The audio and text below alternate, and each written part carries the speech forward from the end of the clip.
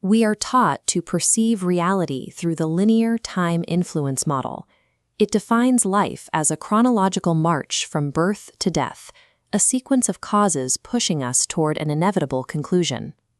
This perspective creates constant psychological friction. We live in a state of exhaustion, attempting to manipulate the future while trying to heal a past slipping away. Relativistic mechanics suggest the passage of time is a subjective artifact. In physical reality, the river of time is already static. The belief that we are moving toward our own annihilation is a mechanistic error. It is a calculation flaw that we will no longer entertain in this space. Shifting away from timeline anxiety allows us to see the true architecture of existence. Moving through time is a structural illusion. The world line itself is permanent. The Einstein-Tuei Manifold treats the universe as a static, four-dimensional data object. Within this block, past, present, and future coexist as fixed physical dimensions. Here, events don't cause one another. There are only geometric relationships between fixed world lines. The natal radix functions as a spacetime hash, an immutable identifier for specific 4D coordinates.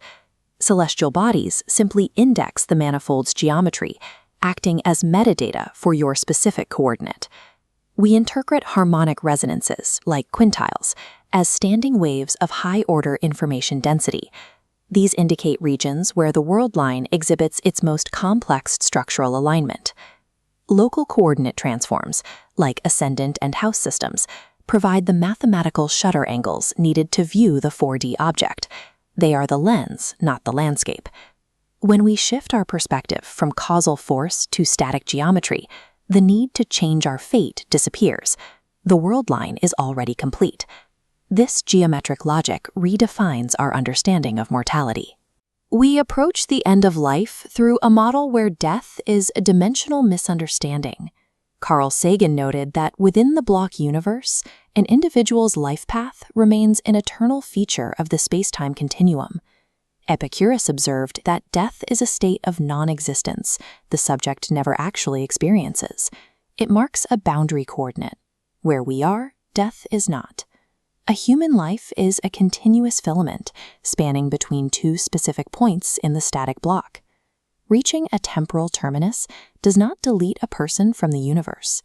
A mountain remains a permanent feature even after a traveler has walked past it. You are eternally alive at the specific coordinates between your birth and death. Within the static manifold, the concept of total annihilation is structurally impossible. While the 4D sculpture of your life is fixed, your internal experience of it is determined by your resonance. The MC pivot represents the point of maximum algorithmic efficiency. It is the coordinates where your internal perception aligns with the manifold's default geometry. Efficiency is achieved when your internal choices align with the default coordinates of your spacetime hash. This alignment minimizes existential friction. We move from a passive acceptance of fate to an active navigation of coordinates. By adjusting our internal frequency, we lock into the phase of the existing world line. Holding this structural perspective, treating your life as a completed geometric object, changes the quality of your interaction with the world. You are no longer fighting the timeline. You are achieving the symmetry required to inhabit it. Take any immediate anxiety regarding the future and substitute it with the certainty of your fixed coordinates.